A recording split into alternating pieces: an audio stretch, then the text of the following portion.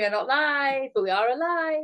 We always say that every week, but it's so positive and it's true. Lovely Gary, lovely YouTuber. How are you this week? How are you, Gary?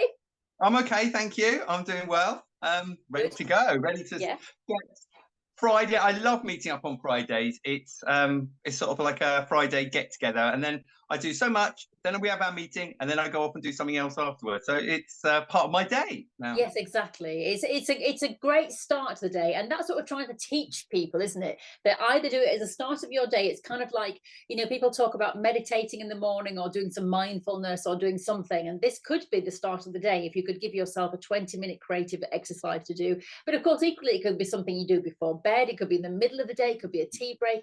As you've often said, Gary, people at work, if they're at work and they're at their desk, Yeah, instead of just yeah, scrolling through social media, or doing whatever people do, take out a piece of paper, because we are literally just using things that you have around. Particularly today, we're using office supplies. So, just give it a go. Yeah. yeah. And just chill out. Absolutely. But it's lovely to Good. see you, lovely Gary, and lovely to you, Okay. lovely YouTuber. We know what we're going to say right now. It is hit the buttons below, please. The like button, the subscribe, the hit bells. The reason is that there is loads and loads of content on I forgot where we were there, not Instagram, on YouTube. And what happens is that you get buried. You just get buried. But if people interact with your material, apparently it helps, push you out there a bit. And we want to spread the word of mindfulness and creativity and crafting and having fun. So if you could just hit the like. It takes about an eighth of a second.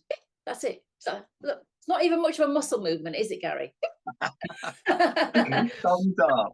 Yes, it does mean so much to us. So thank you, lovely viewer. But you're here, and that also means a lot to us as well. So we are going to have a lovely exercise. You will be able to see the time codes below if you want to get rid of all this nonsense and go straight to the crafting activity, which is today using very expensive items. These today, Gary. Oh, Yes. hairband and a pen. Or elastic band. So I've got elastic bands today.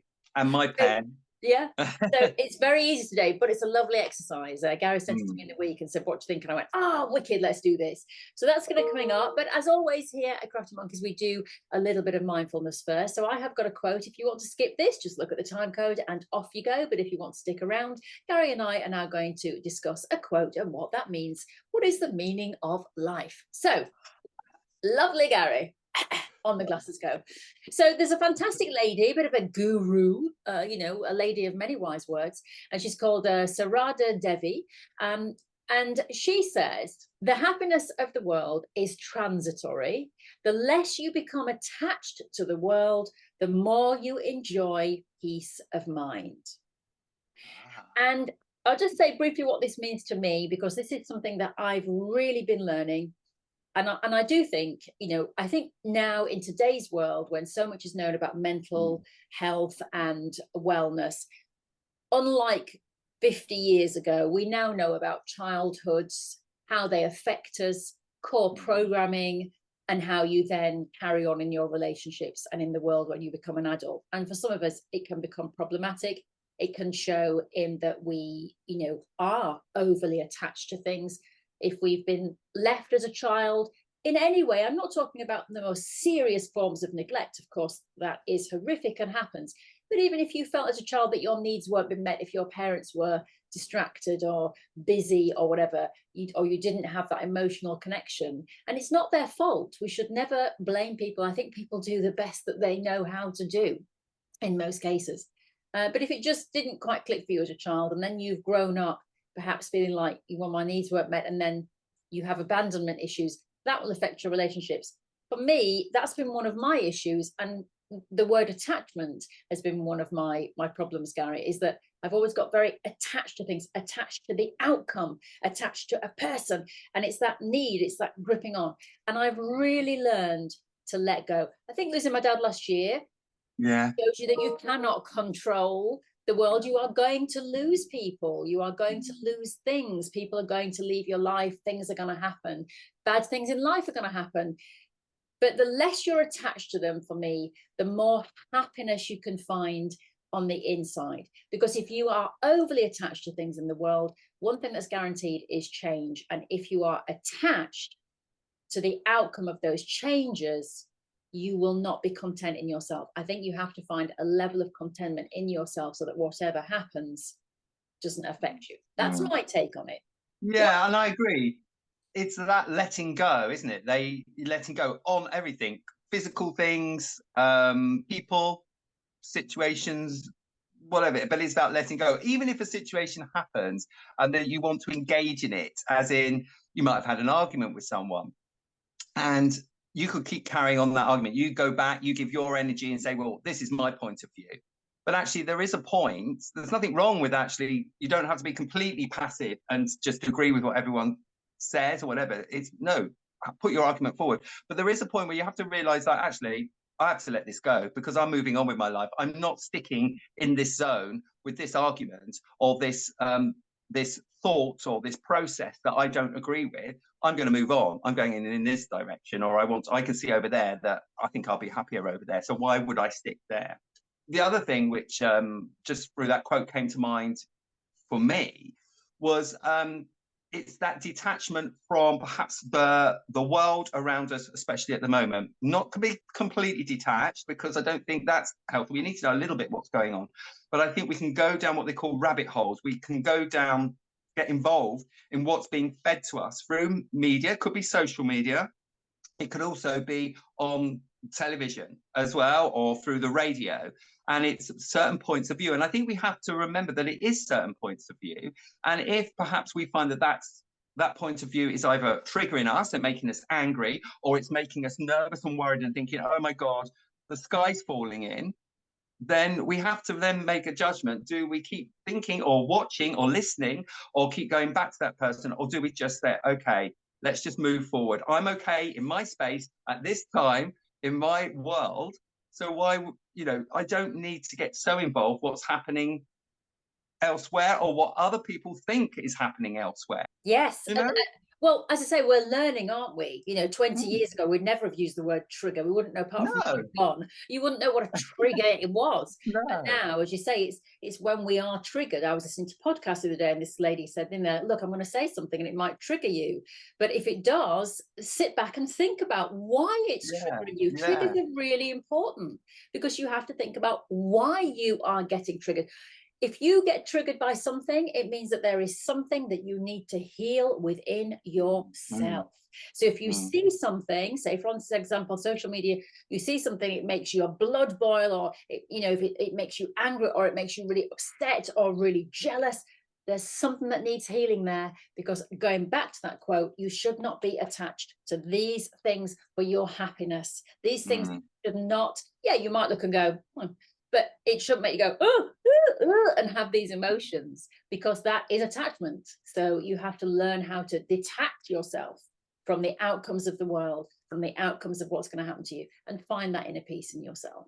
It's a lot easier said than done, but you just have to keep going and keep going. If you know where you want to get to in the end, just keep working on it. It's like anything, it takes practice. Let's go to our other practice then of creativity. And so the exercise today, Gary, you have found for us is... It is. So it's doodling. And let me bring some little samples into shot under the camera here. So it's about doodling. And I think it follows on. Do you remember we a couple of weeks ago we were doing the spirals, talking about the concentric circles, the stones. Yeah. And I love this idea of circles as a sort of a prompt for doodling and for just relaxing into doing a bit of sort of like creativity, but nothing that's too taxing or stresses us out. So I found this idea, which is basically doing these circles. And yes, I've added I've got color, so I've used my paint palettes here in them, but you can do this in the office, because all you need is a piece of paper, a pen. So this is how I start off: a piece of paper, a pen. So this is it's roughly about an A4 size, but that one is smaller than A4. That's just like a square. So you don't need too many. Depending on what your time is, you can add more things, but you'll find in your desk some elastic bands, hopefully, or at home somewhere, or if not, elastic bands like you've got, Rachel, which is those hair bands. So you've got hair bands. I've got loads of them. So what you do is you're just going to sort of like mix them up and just throw them down onto the paper and then just start spreading them around. Don't be too sort of like, what is the word? Sort of like trying to sort of orchestrate something, but just sort of separate them up. You can have like a little circle within a circle, but if they're sort of overlapping on top of each other, I would move those so they're not. And you just need a few, just to create some imagery like that. So I've got, how many I've got? 1, 2, 3, 4, 5, 6, 7, 8, about 8, half a dozen, 8 to 10, 6 to 10. Different ones, different, lovely. But Rachel, I would actually, with yours, just slightly bring them in a bit, because within design, we bring things in. So bring them into, yeah, that's it, slightly in a bit. And those 2 bottom ones, that's it. Lovely, lovely. So you've not, oh, and I like, oh my God, you've got the infinity sign there. I know. And do you know something? That just fell. It just fell. It did. I didn't move that.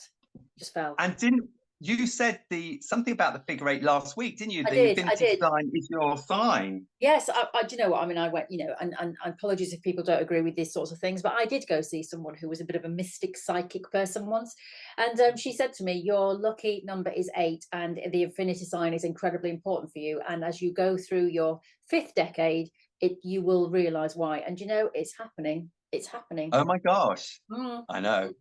Life changes, big changes, all this sort of stuff I'm doing with you. It's all happening. Okay, fantastic. So we're obviously on the right pathway, because we're getting signs. So we're getting things that are showing us. So what you need now is just a pen. It could be a biro. I've got like one of those fine line pens. And what you're going to do is you're going to draw around. You're going to try not to move the elastic bands too much. And this takes a bit of concentration, and a little bit, your mind will stop bouncing around on other activities, because now it's going to come into this activity and it's going to concentrate. You can start on the outside. So you're going to just draw inside the circle. So the band is there as a sort of a guide. So you're just going to draw inside. And then I drew around the outside. So I draw around the outside of that elastic band. If it's touching another band, it doesn't matter. If it overlaps, it's okay. So if I've got, like, for instance, I've got a little circle within a circle, I'm going to just draw the little circle first of all. And then I'm going to draw the other circle again round the edge. And then I can draw around the inside of the big elastic band. And then I'm going to draw on the outside of the elastic band. And we're going to go around. We're going to just do that. So we're drawing inside, we're drawing outside. And they might turn out to be, ovals. I try and keep it as smooth as possible. My lines, when I first start off and start drawing lines freehand, it can be a bit jagged. But it's best to keep the pen on the paper and just keep going with it. If it goes slightly out, it doesn't matter. That doesn't matter. But the elastic bands are there just to give us a guide of where we're doing our circles, come ovals, come ellipse. In that. And just it's quite nice to get different sizes as well. So we've got the little, for me, I've got the little ones. You've got the smaller hair bands. Be interesting how, have you drawn around that 8 yet? You haven't done the 8 yet. Doing it now. I'm going in. Going in, just see how that would turn out. When you've drawn around it, it might not look like the 8 anymore. It might look something completely different by the time you've done that. Ooh, I think it looked like a mask. Right. As I warm up, my lines get much more fluid, much more. Yes, I think it's having that confidence, because at first I was going to go in and hold the hairband. Yes. Yeah. And I was like, oh man, it's had to be so precise. And actually it doesn't. I think it's just go. Right. Okay, so we can then so now we should just have lots of see, look at that. So then we can go in and then start doing our doodling. So we've set the plan, and it's very abstract plan. Now we can go in, and so we can then start doing out with our just a biro, just a pen, and you can just start doing some little marks within the sort of parameters of some of these sections. So I'm just doing little lines running through, and you can read. Doesn't mean you have to do different in each one, and you might do some little dots. So you might do little circles within that band there. So you can do that. And you have to think about sometimes, for doodling, we forget that we had a sort of signature doodle. Was our doodles always like little arrows? Did we do little arrows within when we doodled on a page? So if you can remember, or if you ever did doodles, what were your doodles when you just had a plain piece of paper? When you were in those meetings? I think I used to do circles a lot, and then I'd write my name. I'd do my signature a lot. Yeah. Ready to sign your autographs. That's what you were practicing. That's what I was practicing. Yeah, all those autographs. I only got asked for one I got asked for one autograph. Once? Yeah, I was hosting a quiz show on Channel 5 and I got asked for an autograph, and I was Oh, about to go and see U2, and I was in a Chinese restaurant and I was in the window, not being prepared. I was sat in the window looking out over the road. yes. Two people walked past the window and sort of went past, double take, came past again, and then came in. And then she said to me, "Oh my goodness me, will you please do this autograph for me?" And I was Yeah. like, "Yeah, sure." We're just carrying on. Yeah, just carrying on. Yeah. Yeah. Yeah. And I said, "Yeah, of course I will." So I wrote, I said, "What's your name?" And I can't remember her name. And I went, "Oh, to da da da from la la la la." And she said, "Oh, thank you." And then she read it. And then she looked a little bit sort of, Knew you were going to say this. and she walked out. And then she came back in and she said to me, "Hi, I'm really sorry. Are you Charlene Spiteri from Texas?" I said, "No, I'm not. I'm Rachel Pearman. I host a show on Channel 5." And she's like, "Oh, I thought you were Charlene Spiteri," because I had exactly the same haircut. So Yeah, and I've been chased down the street once. This photographer, he was running after me, and I thought, "Hello," and then he started shouting, "Sadie, Sadie!" Thought I was Sadie Frost, Jude Law's wife. that's brilliant.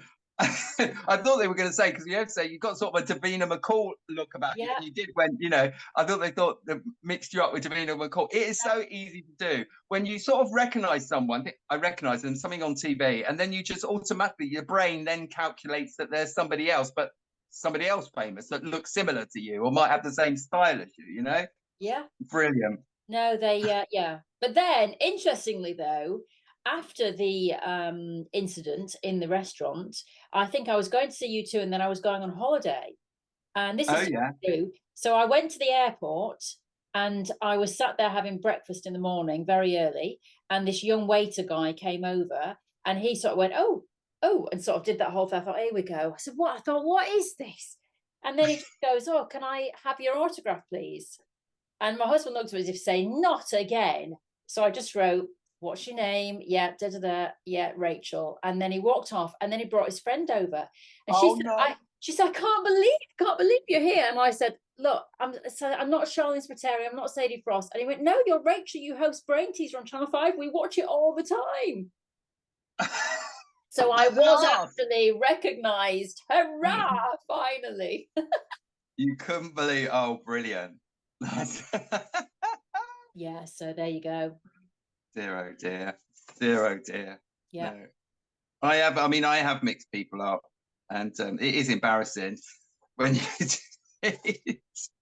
Well, the thing is, with famous people, I'm sure it's happened to a lot of people where, you walk up to someone and you go, "Oh, hi," and they're going, "Hello," and then, "How are you?" It's only when they walk away that you suddenly realise, "Oh, I didn't know that person. I thought they were my friend." Your brain is confused because it's saying this person, but actually you don't know who's famous. They're just from the telly. I know. And have you ever waved to people that you think you do know in cars? Like you've waved to them. I think, oh no. I feel, and then you feel embarrassed. You think, oh my God, I've just waved. They've waved back, and you think that wasn't the person I thought it was. That's a complete stranger. Yeah, all the time. They must think, who's that nutter? And the automatic sort of reaction is to someone waves at you, wave them back. It's a reaction, isn't it? Only after do you think, I've waved to someone I don't even know. Actually, you probably made their day. It's like smiling at someone you don't even know as you go along in the street or saying good morning. It makes their day. Exactly. That's what I think. So that's all right. I did that the other day. I went into a coffee shop and I sort of, went to sort of smile and wave at this lady who I thought was my friend, realised it wasn't. And then I sort of pretended that I was smiling at my husband and waving at him. Because I was mortified. Do you know, it's interesting with your doodles, Gary. I just want to say, from an artist's perspective, one thing I am picking up from you is that it's like when I started here, look, I was like, fill it in, fill it in, fill it in. Whereas I love on yours that you always have lots of space. You don't fill all the space. It's not necessary. No. And there is a word for that. That, you know, when you put space around things, it gives importance to the marks that you've made. So we do it for when we lay something out on a piece of paper. If I give a nice big border around the edge, what is in here is more important. So at first, that's why I made you drag everything in, because it was all really spread apart. You needed to bring it slightly in, so you had a border around the outside. But then also, what you need to do is spread things out and not be afraid to leave things blank. And you don't need to completely like overwork them and add lots of detail into it. And you can pick up, I mean, I've got arrows, little arrows up here. And then I've done a lot of sort of stripy lines evenly spaced apart. Then stripy lines, two very close space, two very close space for that one. Lots of dots. I like dots and circles. So I've got dots within the circle, dots around the outsides. I've got little crosses here, so I've done little crosses. In the center of this one, I've just done two lines very close together and done that one. In this one, I've done sort of like a sort of scribble over one over the top of the other, and then I've done dots around the outside. They're almost looking a little bit sort of like cells and cell structures of sort of biological cell structures. Could be like blood plasma or plant structures and things like that, where you've got like the nucleus and things like that, which is very sort of organic looking as well. So yeah, you got all the way around. Lovely. And I see a little spot of color coming in, which is what I was going to say, is if you look at mine, I've added some color in. Now, you might not have color in your desk, but I know, Rachel, you said you had some marker pens, didn't you? Well, I mean, look, I grabbed this pen, which has got, you know, those colors that you just do. It's like one of those kids' pens. But that's what I started doing. I literally started bringing in color like that. But yes, I have got my I've got my marker pens here. So as you say, yes, I could just perfect. So you could then start going in. So yeah, have some colors with those. So you can start adding some color. So it doesn't, again, like you just said, but it doesn't all have to have color. It could be that you just add some color to some of it, not all of it. So it could be that you just add color. If you're using sort of watercolors like I am, if you've got some watercolors, if you're at home anyway, you can always try and leave it to bleed. It can go outside the line. What you could do is try just wetting the circle, first of all, just with some clean water. And I think we've done this before on some of our doodles, where we've just used the just some clean water and then pick up with the color. So I'm going to I think I'll just pick up with and then just pick up with the color and let it like just bleed in to where the water around the circle. So just like put it around. So you're not trying to be really accurate with the watercolor. You're just letting it bleed out a little bit, which I think works quite nice. I quite like that effect. And it doesn't make me get too tight with my work. It makes me a little bit more looser with what I'm doing. So I'm not getting, again, the whole idea is not get anxious or worried that you've gone outside the line. The idea is that you're allowed to go outside the line. You're allowed to let it bleed wherever it wants to and just let it go round. And if you're feeling really bright and colorful, or even if you're not, go for bright and colorful. I love, you know, just putting on some nice, really bright colors.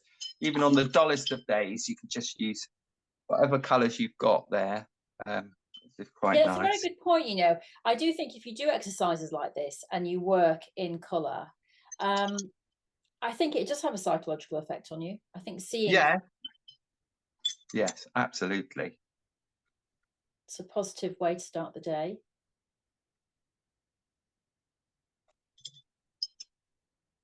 I forget that we're filming this for YouTube, you know, I think I'm just we go off on a tangent, just get lost in what we're doing, our activity. Lovely.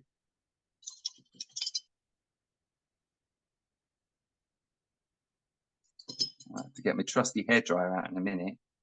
Oops.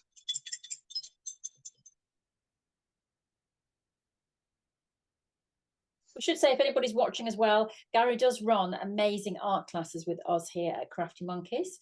So depending on when you're watching this video, you can either see if there is a live one happening on our website, which is CraftyMonkies.com. I'll put a link below, actually, in the box. We've got one coming up in the middle of March, and we've got one coming up in the middle of April. So those are live classes that you can Zoom in with us, and then you get the recording. And then equally, in the shop, there are all sorts of classes from Gary that you might be interested in renting, and some for as little as £5. and sorry, £15, and there's some lovely things on there. Just more, Yeah, obviously more in depth than what we're doing today.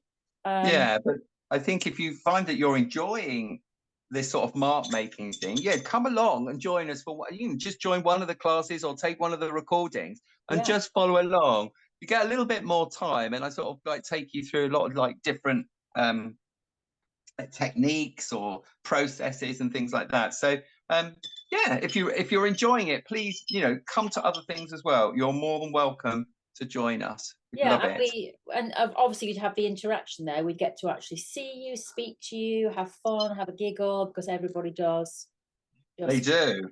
Yeah, they do. They certainly do.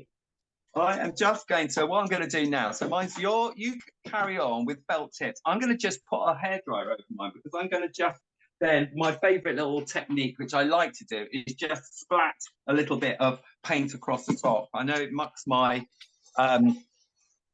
my worktop up a little bit. I have to always clear up after I've done all this. I was explaining to Rachel at the beginning, because I work with both fabric and paints and paper and all sorts of things, I always have to be really careful that I've not got paint everywhere and then start working with fabric and get paint onto the fabric. Though I could work with that. I'll go with it. Fine.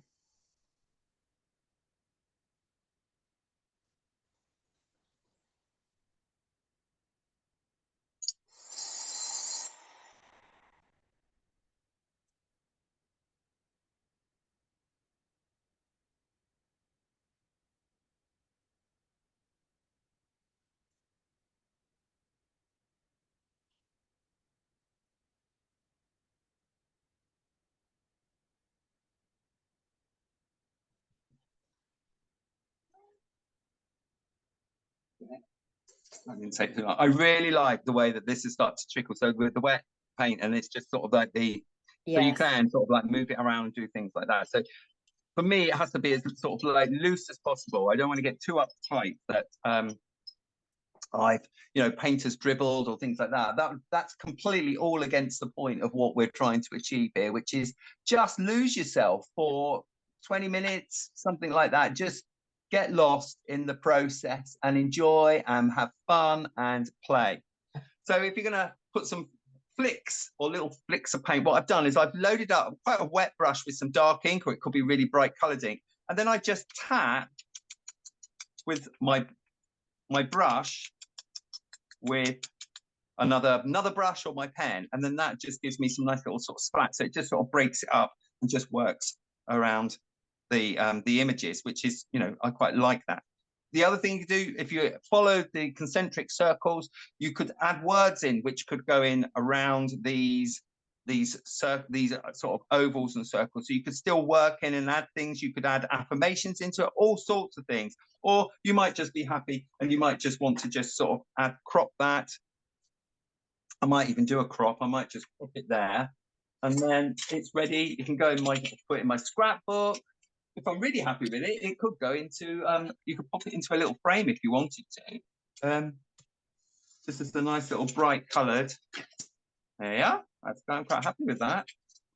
That's nice, Rachel. So if anyone is using like you've got felt tip pens or anything, you'll sometimes find that felt tip pens do slightly bleed. So you, depending on what the ink is inside it, some of them might be water-based. If it's water-based, just try it with a little bit of water on your finger, or even with a paintbrush, and just see if it will slightly smudge with that.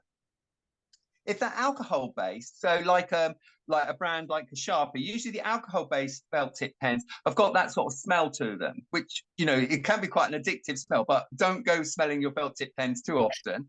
But I don't want to take the consequences, but you can actually then smudge them with alcohol sanitizer. So if there's any alcohol sanitizer, like you may be carrying one in your bag, or there's one in there's sometimes as you go into different places, if you get a bit of that alcohol sort of gel, you can smudge them with that and you can paint with that. So that's another little technique that you could do with the same process if you want to take it further, which is quite nice. Oh, Rachel's cutting hers out as well. I am doing a little crop, because I think, yeah, like you say, when you just crop it, it just makes that difference. There we are. That's it. Lovely.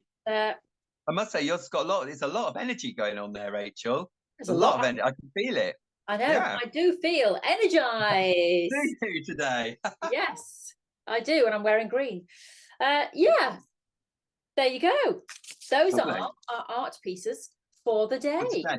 Just simply done with elastic, a pot of elastic bands. So elastic bands or hair bands, just throw them down on a page. If they're overlapping, slightly spread them apart, and do encourage one to go inside the other. So you've got like little circles within the other, and then just use those for something to draw around. It just gives you that sort of starting point, and then take the elastic bands away, then get in and start doodling. And then if you've got any color around you, you can add color. But you know, they look just as good just in black and white. So it's a nice way of just spend a little time doodling, just absorb yourself in the process. Exactly. And that is what it's all about. You know, I realize that on this channel, we are not breaking the mold. We're not teaching you, you know, the most incredible art experience you will ever have in your life. You know, this is not what this channel is about. Someone, you know, might look at this and go, that's very simple. That's right. It's very simple. And that's the idea, because this is about mindfulness and creativity. And there's a thing that Crafty Monkeys are following at the moment called the Instagram Quilt Fest for the whole month of March. And they give you prompts every day. The prompt tomorrow is it creative hands, or I think it's creative hands or something, but you can sort of think outside the box. And for me, I just thought about, yeah, creative hands. But for me, it's helping hands, it's healing hands, it's creative hands. And those three are all bracketed beautifully together. And that's what we're aiming to do on this channel, is to give you these little exercises that you can just play along with. And it's about just giving your brain a time to switch off. And when you're not talking on a channel and you're just sitting there and doodling, it's a lovely experience. Even when I'm talking, it's a lovely experience. I mean, not for you listening to me. I mean, when I'm doing it, I'm still able to get a lot out of the experience by talking. But when you are actually just losing yourself, as you say, Gary, you could even, you know, if someone is watching the TV and you think, I don't want to watch that program, but you want to sit with that person, whatever, get a tray, get a piece of paper, do some doodling. You will just lose yourself in it. And it's just a lovely thing to do. So there you go. All right. Another successful week. Well, of course, there will be another tea time tutorial. I'm breaking the rules because I'm drinking coffee, but anyway, it's a tea time tutorial. There'll be more. Of course, if you want to have a look at our previous playlist, we have now got over 30 videos in there. And we have got sewing videos, we've got some art videos, all sorts of videos in there. And of course, on the channel, if you are a serious sewist, there are lots of great sewing videos from some of our amazing teachers. And there you can learn like major blocks and how to put them together. But this is a very different exercise that Gary and I do every week. So we hope that you've enjoyed it. We hope that you have a play, have a look in the playlist, and do tell your friends, because as we've said, anybody can do this, but it's making that choice to do it, which is what brings about change.